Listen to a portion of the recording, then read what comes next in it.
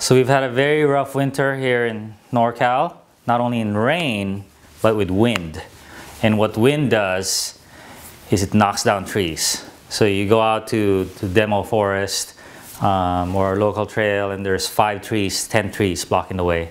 So we've had to educate ourselves about saws and trail maintenance. So a friend of mine actually runs PR marketing for Silky Saws now, and Silky Saw is something I've been hearing about on our forums. You know, whenever there's a question about what saw should I get, this and that, there's a bunch of brands you hear of, but the top tier always seems to be Silky Saw.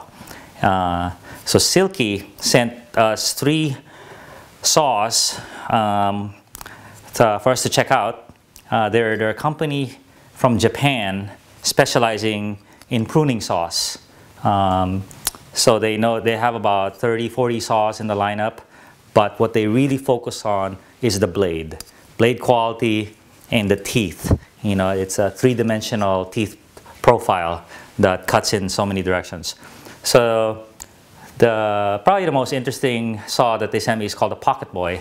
This one's $50, all metal construction except for the rubber handle, and it's a 130mm saw, not that long. It's a straight blade, and it's a pull saw. Like all Silky saws, they're pull saws. So I think the reason is on the push is where you can damage your saw. So you're not supposed to just exert too much effort on it. You cut on the pull and let the blade do the work for you.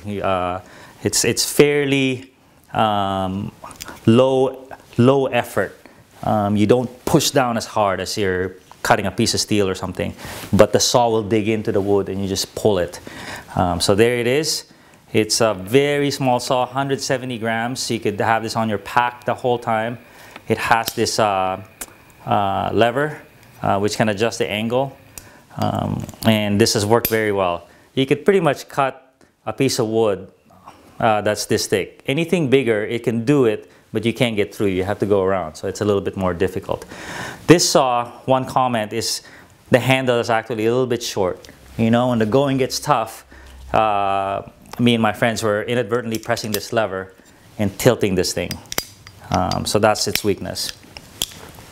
The next one that I just got, I haven't tried this out yet, but this is what I would recommend to most folks. This is what folks have been telling me about. It's the F180. It's a little longer, not as compact, but you can cut a bigger piece of wood. Same thing, pull saw, but really nice shape to it. Plastic handle, that's why it's cheaper, $44, and it's got a lever as well that can adjust your angle. One thing with Silky saws is, aside from the 3-dimensional tooth profile, is the blade is actually very thin. It's thinner here than it is here, and the reason is it's easier to get through a big log when it's thinner. You know, it doesn't get hung up as easily. Finally, for the